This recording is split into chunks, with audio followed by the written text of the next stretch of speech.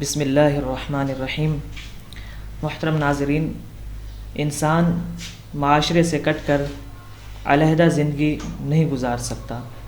انسان کے کئی جاننے والے ہوتے ہیں، کئی پہچان والے ہوتے ہیں کہ جن سے وہ ملتا ہے، ملاقاتیں کرتا ہے، اور اسی لیے اسلام بھی انسان کے عین فطرت کے مطابق دین ہے۔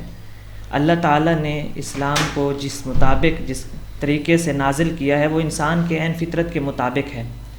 اس لیے یہ اسلام کی تعلیمات بھی ہے کہ اسلام نے رہبانیت کا رد کیا ہے۔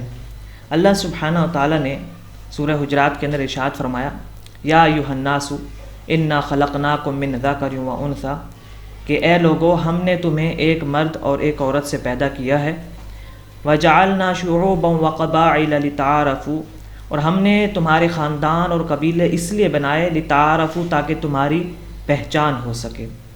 تو اس کا یقینی تقاضا یہ ہے کہ انسان خاندان سے، قبیلے سے جڑ کر رہے، ان کے ساتھ ملاقاتیں کرے۔ تو اسی طریقے سے ہمیں چاہیے کہ ہم زیادہ سے زیادہ لوگوں کی غمی میں، ان کے خوشیوں میں شریک ہوں اور ان کے ہم سفر بنیں۔ لوگوں کے دلوں کو فتح کرنے کا یہ ایک بڑا بہترین طریقہ ہے، اور اسی طریقے سے ہم لوگوں کے لیے اپنے دلوں کو بالکل صاف کر دیں، لوگوں سے ملاقات بھی کریں، لوگوں سے اٹھیں بیٹھیں، ان کی غمی میں شریک ہوں۔ اس لیے کہ معاشرہ بنتا ہی تب ہے کہ جب مختلف افراد کا مجموعہ ہوتا ہے، یعنی مختلف افراد کے مجموعے کو معاشرہ کہا جاتا ہے۔ اور اسی طریقے سے لوگوں کے دلوں کو فتح کرنے کے لیے ضروری ہے کہ ہم لوگوں کی جس حد تک ہو سکے ہم لوگوں کی مدد کریں۔ یہ ضروری نہیں کہ لوگوں کی مدد صرف مالی لحاظ سے ہی کر سکتے ہیں۔ آپ کسی کو اچھا مشورہ دے دیا، آپ نے کسی سے اچھی بات بھی کر دی، تو یہ آپ نے اس سے مدد کر لی۔ اسی طریقے سے لوگوں کا مذاق نہ اڑائیں، لوگوں کے احساسات کا ادب کریں، ان کی قدر کریں، لوگوں کے جذبات کی قدر کریں، ان کے جذبات کو مجروح نہیں کریں، اور یہی شریعت کی تعلیم بھی ہے۔ اور بڑوں کا احترام کریں، چھوٹوں پر شفقت کریں۔ اچھا، چھوٹوں پر شفقت بھی کرنی چاہیے اس طریقے سے کہ کم از کم ہم یہ سوچیں کہ ہم ان چھوٹوں کے اوپر شفقت کریں گے تو آگے سے ہمیں ان کی طرف سے کوئی اچھا رزلٹ ملے گا۔ ایک معروف یونیورسٹی کے پروفیسر قصہ سناتے ہیں کہ میرے پاس ایک اسٹوڈنٹ پڑھتا تھا، اس کے والد کی اکثر شکایت آئی کرتی تھی کہ یہ میرے ساتھ بدتمیزی کرتا ہے۔ تو تنگ آ کے میں نے اس کو سمجھایا کہ بھائی اس طرح نہیں کیا کرو۔ خیر اس نے میری بات مان لی۔ کافی عرصے تک اس کے والد کی طرف سے کوئی شکایت نہیں آئی، یہاں تک کہ کچھ عرصے کے بعد اس کے والد کی طرف سے دوبارہ کال آئی کہ میرا بیٹا دوبارہ میرے ساتھ بدتمیزی کرنا شروع کر دیا ہے۔ تو میں نے جب اس کو اپنے آفس میں بلایا تو اس طالب علم کا کہنا تھا کہ میں شادی شدہ ہوں اور میرے والد صاحب میری زوجہ کے سامنے، میری اہلیہ کے سامنے مجھے بے عزت کرتے ہیں۔ تو میں نے ان کے والد صاحب کو کال کر کے اپنے آفس میں بلایا۔ تب میں نے ان کو یہ بات سمجھائی کہ جس طریقے سے اولاد کے لیے، چھوٹوں کے لیے ضروری ہوتا ہے کہ بڑوں کا احترام کریں، اسی طریقے سے بڑوں کے لیے بھی ضروری ہے کہ چھوٹوں پر رحم کریں، چھوٹوں پر شفقت کریں۔ اور انسان کی عزت ہوتی ہے تو ان کی عزت کا بھی خیال کرنا چاہیے۔ عزت نفس بھی کوئی چیز ہے، تو آپ اپنے بیٹے کی عزت کا بھی خیال کریں۔ تو کہتے ہیں کہ اس کے بعد وہ والد صاحب، ان کے والد صاحب اس بات کو سمجھ گئے، اس کے بعد پھر کبھی ان کی شکایت نہ آئی۔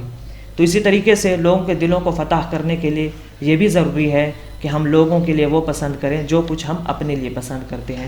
اور یہ نبی کریم صلی اللہ علیہ وسلم کی تعلیمات میں سے بھی ہے کہ اللہ کے رسول صلی اللہ علیہ وسلم ارشاد فرماتے ہیں، لا یؤمن احدکم، تم میں سے کوئی بھی شخص اس وقت تک مومن نہیں ہو سکتا جب تک کہ فرمایا کہ یحب لاخیہ ما یحب لنفسہ، کہ جو چیز اپنے لیے پسند کر رہا ہے وہ چیز جب تک اپنے بھائی کے لیے پسند نہ کرے وہ شخص اس وقت تک مومن ہو نہیں سکتا۔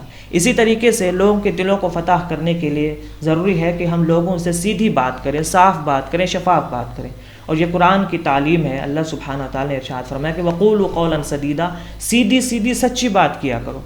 اور مبالغہ آرائی سے ہمیں گریز کرنا چاہیے۔ اکثر ناکامی کی وجہ مبالغہ آرائی ہوتا ہے۔ اور ایک تحقیق سے پتہ چلا ہے کہ انسان جو بات کرتا ہے تو اس کی جب بات اثر کرتی ہے، ان میں سے 55% انسان کی باڈی لینگویج ہوتی ہے، 38% انسان کی آواز کا اتار چڑھاؤ ہوتا ہے، اور 7% انسان کے الفاظ کا چناؤ ہوتا ہے۔ تو ہمیں باڈی لینگویج ہو گئی، الفاظ کا اتار چڑھاؤ ہو گیا، اور اسی طریقے سے اپنی آواز کے اتار چڑھاؤ، باڈی لینگویج، ان چیزوں کا خیال رکھنا چاہیے۔ سامنے جب کسی سے ہم کلام ہوں، یہ چیزیں سامنے والے پر بڑی اثر کرتی ہیں۔ اسی طریقے سے اللہ کے رسول صلی اللہ علیہ وسلم کی تعلیم ہے کہ سلام کو آپس میں عام کرو۔ اللہ سبحانہ وتعالیٰ نے ہمیں 2 کان اور 1 زبان دی ہے، اس کا مطلب یہ ہے کہ ہم زیادہ سنیں اور کم بولیں، لوگوں کے سامنے صاف شفاف اور جامع بات کریں۔ یہ لوگوں کو دلوں کو فتح کرنے کی ایک بہترین بات ہے، اور اسی طریقے سے ہم جیسا کریں گے ویسا بھریں گے، اور اسی طریقے سے ہم لوگوں کو یہ سوچ کر لوگوں کے ساتھ وہ معاملہ کریں جس کا ہمیں پتہ ہو کہ وہ بھی آگے سے ہمارے ساتھ یہ معاملہ کرے گا۔ تو اسی طریقے سے ہم لوگوں کا، جب لوگ ہمارے کام آئیں تو ہمیں چاہیے کہ ہم لوگوں کا شکریہ ادا کریں۔ کیونکہ اللہ کے رسول صلی اللہ علیہ وسلم کی حدیث بھی ہے کہ تم میں سے کوئی بھی شخص اللہ کا شکر گزار ہو ہی نہیں سکتا جب تک کہ وہ لوگوں کا شکریہ ادا نہ کرے۔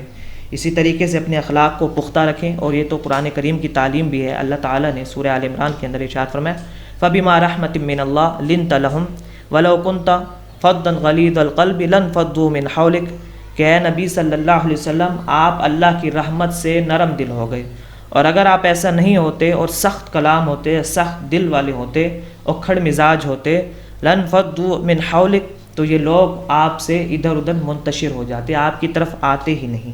تو اس لیے ضروری ہے کہ ہم لوگوں سے ان کے نفس کے مطابق بات کریں، لوگوں سے ان کے اخلاق کے مطابق بات کریں، اور اسی طریقے سے یہ نبی کریم صلی اللہ علیہ وسلم کی ہی تعلیمات ہے۔ ایک مشہور اور ایک کامیاب انسان سے پوچھا گیا کہ آپ کی کامیابی کے پیچھے کیا وجہ ہے، تو اس نے کہا کہ میں جب بھی کسی مچھلی کا شکار کرتا ہوں تو اس مچھلی کو اس کی پسند کا چارہ ڈالتا ہوں۔ اسی طریقے سے نبی کریم صلی اللہ علیہ وسلم فتح مکہ کے موقع پر آپ صلی اللہ علیہ وسلم نے جہاں حرم مکی کو جائے پناہ بنا دیا تھا، اور کہا تھا کہ لوگ جو اپنے گھر میں ٹھہرا رہے گا وہ امن میں ہے، اسی طریقے سے کہا تھا جو ابو سفیان کے گھر میں چلا گیا وہ امن میں ہے۔ کیوں؟ اب ابو سفیان کے گھر کی کوئی خاصیت نہیں تھی، لیکن اللہ کے نبی صلی اللہ علیہ وسلم ماہر نفسیات تھے، لوگوں کی نفس کے مطابق بات کرتے تھے۔ ابو سفیان رضی اللہ عنہ اس چیز کو پسند کرتے تھے کہ مجھے عزت دی جائے، اور جو نبی کریم صلی اللہ علیہ وسلم نے جو ڈیوٹی ابو بکر کی لگائی وہ عمر کی نہیں لگائی، اور جو سیدنا عمر کی لگائی وہ سیدنا عثمان کی نہیں لگائی، اور جو سیدنا علی رضی اللہ عنہ کی لگائی وہ ابو عبیدہ بن جراح کی نہیں لگائی، اور جو ابو عبیدہ بن جراح کی لگائی وہ حسان بن ثابت کی نہیں لگائی۔ اللہ تعالیٰ سے دعا ہے کہ اللہ سبحانہ و تعالیٰ ہمیں ہمارے اخلاق بہتر کرنے کی توفیق عطا فرمائے۔ آخر دعوانا ان الحمد للہ رب العالمین۔